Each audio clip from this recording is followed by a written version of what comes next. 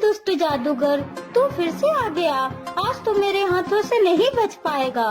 जादूगरनी तुरंत अपने जादुई छड़ी से उसके ऊपर वार करती है, लेकिन जादूगर अपना आईना सामने कर देता है तो वह अच्छी जादूगरनी उसी आईने के अंदर चली जाती है।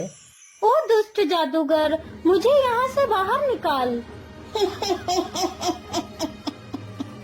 मेरी अच्छी जादूगरनी, अब इसी आईने में सड़ती रहो पूरी जिंदगी। अब तो मैंने इस जादूगरनी को कैद कर लिया है। चलो अब महाराज को बंदी बनाता हूँ और खुद इस राज्य का राजा बन जाता हूँ।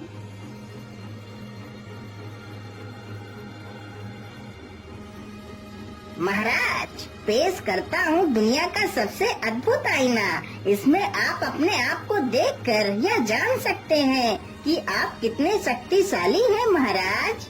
हाँ हाँ जादूगर, क्यों नहीं, मैं इसमें जरूर देखना चाहूँगा आखिर मैं कितना शक्तिशाली हूँ। राजा चुपचाप आईने के सामने जाता है, तभी वह उसी आईने में समा जाता है। अरे ये क्या, महाराज तो आईने के अंदर चले गए।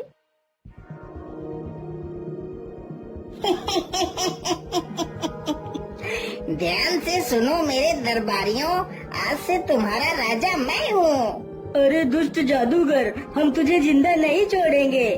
सैनिक जैसे ही आगे बढ़ते हैं, जादूगर उन्हें वश में कर लेता है। राज्य सभा में जितने भी लोग थे उन सभी को वह जादूगर अपने वश में कर लेता है।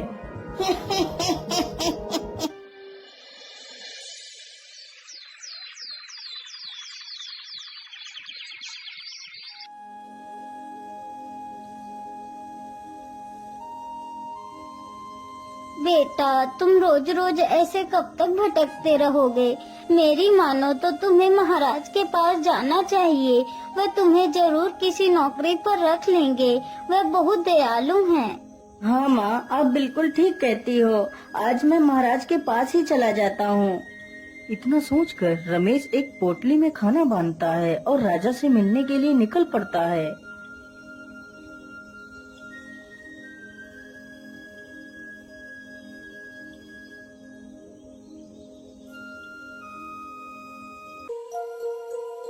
अरे कौन है तू और मुंह उठाकर कहाँ चला आ रहा है?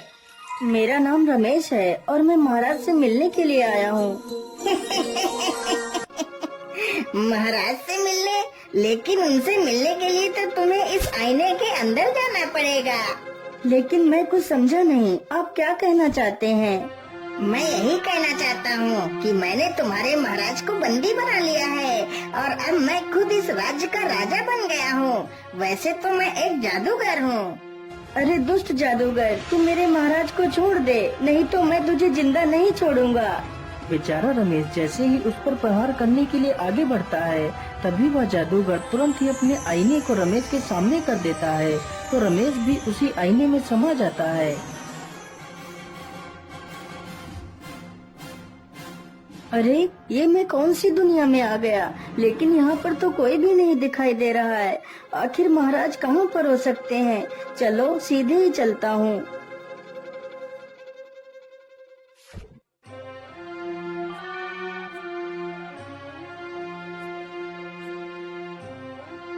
रमेश चलते चलते एक जंगल से गुजरता है। ओफो, चलो जाओ यहाँ से। अब तुम दोनों बड़े हो चुके हो। अब तुम दोनों को हम खाना नहीं खिला सकते, इसलिए तुम दोनों को खाना ढूंढकर खुद खाना चाहिए। लेकिन पिताजी, अभी तो हम खाना ढूंढ नहीं सकते।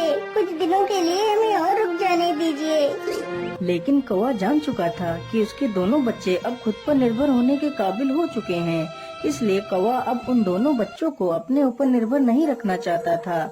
इसलिए कौवा उन दोनों को भगा रहा था। कौवे की ये सारी करतूतें रमेश नीचे खड़े होकर सुन रहा था। अरे ये कौवा तो अपने बच्चों को खाना देने से मना कर रहा है, इसे ऐसा नहीं करना चाहिए। चलो भागो तुम दोनों यहाँ से, नहीं तो मैं तुम दोनों को चोंच मार मार कर भगाऊंगा। अच्छा ठीक है पिताजी, हम दोनों यहाँ से चले जाते हैं। इतना कहकर दोनों बच्चे पेड़ से नीचे उतरकर वहीं बैठ जाते हैं। अरे बच्चों, तुम परेशान मत हो, मैं तुम्हें अपना खाना दे देता हूँ। इतना कहकर रमेश अपनी पोटली से 2 रोटियां निकालकर उन दोनों बच्चों के सामने रख देता है। हे नेकदिल इंसान, हम तुम्हारा ये एहसान कभी नहीं भूलेंगे। इतना सुनकर रमेश आगे बढ़ता है, तभी अचानक से काले बादल छा जाते हैं और जोर जोर से हवाएं चलने लगती हैं। अरे ये क्या, अचानक से इतने काले बादल कहाँ से आ गए? मुझे लगता है अब तो जोर की बारिश आने वाली है। मैं ऐसा करता हूँ, जल्दी से किसी सुरक्षित स्थान पर चलकर छिप जाता हूँ।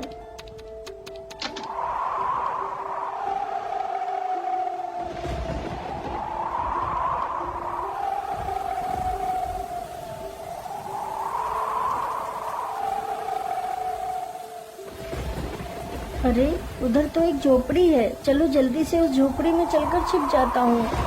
रमेश जल्दी से उस झोपड़ी में जाकर छिप जाता है।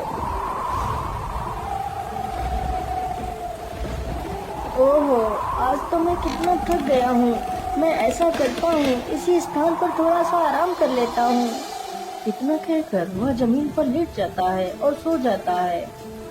अरे भैया, जिस भले आदमी ने हमें खाना खिलाया था वह कालिया की झोपड़ी की तरफ गया है।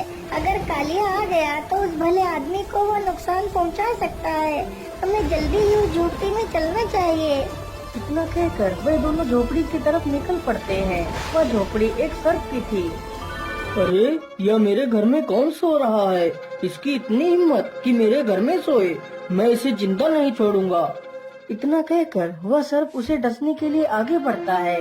तभी वह दोनों बच्चे वहाँ पर आ जाते हैं और उस सर्प की पूंछ पकड़ लेते हैं। ओहो, ये इतनी जोर जोर से कौन चिल्ला रहा है? मुझे सोने दो। अरे राम राम राम, ये कितना जहरीला सर्प है। क्या करूं, क्या करूं? रमेश तुरंत ही पास में पड़े एक पत्थर को उठाता है और सर्प के ऊपर पटक देता है, जिसकी वजह से सर्प मर जाता है। अरे बच्चों, तुम्हारा बहुत बहुत धन्यवाद। यदि आज तुम दोनों नहीं होते तो मैं आज इस सर्प के हाथों मारा जाता। इतना कहकर रमेश आगे के लिए निकल पड़ता है। वह चलते चलते समुद्र के किनारे से गुजरता है। तभी वह देखता है एक मछली पानी के बाहर पड़ी है और तड़प रही है। यह देखकर रमेश को उस पर दया आ जाती है। अरे राम राम राम, ये मछली तो समुद्र की लहरों की वजह से बाहर आ गई है। चलो इसे वापस पानी में छोड़ देता हूँ। रमेश तुरंत उस मछली को उठाता है और पानी में छोड़ देता है। अरे युवक, तुम महान हो। तुमने मेरी जान बचाई। मैं तुम्हारा यह उपकार अपने पूरे जीवन में ही भूलूंगी। तुम्हें जब भी मेरी मदद की आवश्यकता पड़े तो तुम मुझे जरूर याद करना। हे मछली, मैं यहाँ पर अपने महाराज को ढूंढने के लिए आया हूँ। क्या तुम हमारे महाराज को ढूंढने में मेरी मदद करवा सकती हो? हाँ हाँ, मैं जानती हूँ। तुम यहाँ से सीधे चले जाओ। वहाँ पर एक जादुई गुफा आएगी, तुम उसी में चले जाना। तुम्हें वहीं पर महाराज मिल जाएंगे। मछली की यह बात सुनकर रमेश सीधे उसी दिशा में चला जाता है।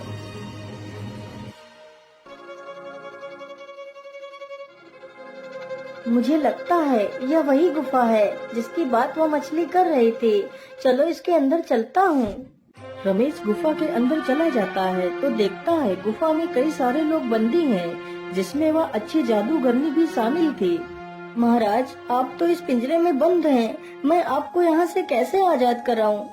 अरे बेटा, इस पिंजरे से आजाद भी होगे तो क्या, इस आईने से बाहर कैसे निकल पाएंगे? लेकिन आप कौन हो? मैं एक जादूगरनी हूँ। मुझे उस जादूगर ने धोखे से बंदी बना लिया है। हे जादूगरनी, क्या यहाँ से बाहर निकलने का कोई मार्ग नहीं है? बेटा, यहाँ से बाहर निकलने का बस एक ही रास्ता है। तो आप जल्दी से बताइए वह रास्ता क्या है। मैं आप सभी को यहाँ से आजाद कराऊंगा। यहाँ से बाहर निकलने के लिए हमें एक जुगनू पत्थर ढूंढना होगा, जो पत्थर समुद्र में मिलेगा। यदि वह पत्थर मिल जाए तो मैं उस जादूगर को अच्छा मजा चखा सकती हूँ। हे जादूगरनी, आप चिंता न करें, मैं जल्दी ही उस जुगनू पत्थर को ढूंढ कर लाऊंगा। इतना कहकर रमेश वहाँ से निकल पड़ता है और समुद्र के किनारे पहुँच जाता है। हे मछली मेरी दोस्त, तुम कहाँ हो? मुझे तुम्हारी मदद की आवश्यकता है। बोलिए दोस्त, तुम्हें मेरी क्या सहायता चाहिए? मेरी दोस्त, मैंने अपने महाराज को ढूंढ लिया है, लेकिन अब मैं एक चमकीला पत्थर ढूंढ रहा हूँ। यदि वह पत्थर मुझे मिल जाए तो मैं अपने महाराज के साथ साथ बाकी सारे लोगों की भी जान बचा सकता हूँ। अरे, तुम चिंता मत करो, मैं जानती हूँ वह चमकीला जुगनू पत्थर कहाँ है। तुम यही रुको, मैं अभी वह पत्थर लेकर आती हूँ। मछली तुरंत पानी में जाती है और कुछ ही देर में वह चमकीला जुगनू पत्थर लेकर आ जाती है। जुगनू पत्थर देखकर रमेश बहुत ही खुश हो जाता है और जल्दी से वह पत्थर लेकर वहाँ से चला जाता है। ये लीजिए जादूगरनी, मैं उस जुगनू पत्थर को ले आया हूँ। जादूगरनी तुरंत उस जुगनू पत्थर को अपनी छड़ी से स्पर्श कराती है तो जुगनू पत्थर उसी छड़ी में समा जाता है तो वह और भी ज्यादा शक्तिशाली हो जाती है। जादूगरनी का पिंजरा अपने आप ही नष्ट हो जाता है। फिर वह सभी को आजाद करा देती है।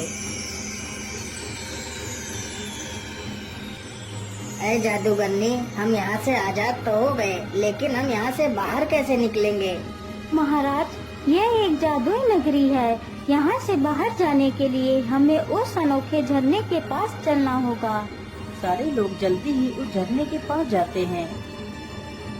लेकिन यहाँ पर तो कोई रास्ता नजर नहीं आ रहा है। महाराज, आप फिक्र मत करिए, मैं अभी रास्ता बनाती हूँ। जादूगरनी ने तुरंत ही अपनी जादू छड़ी से एक रास्ता बना दिया। फिर सारे लोग उसी रास्ते के अंदर चले जाते हैं। अरे ऐसे कैसे नहीं देगा? सैनिकों, तुम जल्दी से जाओ और मोहन को पीटते हुए मेरे पास लेकर आओ। जादूगर इतना कह ही रहा था कि तभी राजा और वह जादूगरनी तथा बाकी के सभी लोग उस शीशे से बाहर आ जाते हैं। अरे रे रे रे, ये क्या? ये सारे लोग बाहर कैसे आ गए? चलो कोई बात नहीं, बाहर तो निकल आए, लेकिन अब तुम लोग जीवित नहीं बचोगे। जादूगर तुरंत अपनी जादू छड़ी से उन सब पर अपना वार करता है, लेकिन तभी वह जादूगरनी उसके वार को रोक लेती है। अरे मूर्ख जादूगरनी, तू मेरे रास्ते से हट जा। मेरा तुझसे कुछ भी लेना देना नहीं है। यदि तू मेरे रास्ते से नहीं हटी तो मैं तुझे खत्म कर दूंगा। जादूगरनी ने तुरंत अपना वार किया तो वह दुष्ट जादूगर एक तोता बन जाता है और एक पिंजरे में कैद हो जाता है। महाराज, अब ये दुष्ट जादूगर आपको कभी भी परेशान नहीं कर पाएगा। हे जादूगरनी, तुम्हारा बहुत बहुत धन्यवाद। मैं तुम्हारे इस उपकार को कभी नहीं भूलूंगा। इतना सुनकर वह जादूगरनी उस तोते के पिंजरे को उठाती है और वहाँ से चली जाती है। लेकिन बेटा, तुम कौन हो और तुम अचानक से उस आईने में कहाँ से आ गए थे? महाराज, मेरा नाम रमेश है और मैं आपके राज्य में ही रहता हूँ। फिर रमेश अपनी सारी कहानी राजा को सुनाता है। अरे रमेश, तुम बहुत ही बहादुर हो। मैं तुमसे बहुत प्रसन्न हुआ। यदि तुम अपनी बहादुरी नहीं दिखाते तो हम कभी भी उस कैद से आजाद नहीं हो पाते। इसलिए आज से तुम मेरे विशेष अंगरक्षक हो। उसी दिन से रमेश राजा का विशेष अंगरक्षक बन जाता है।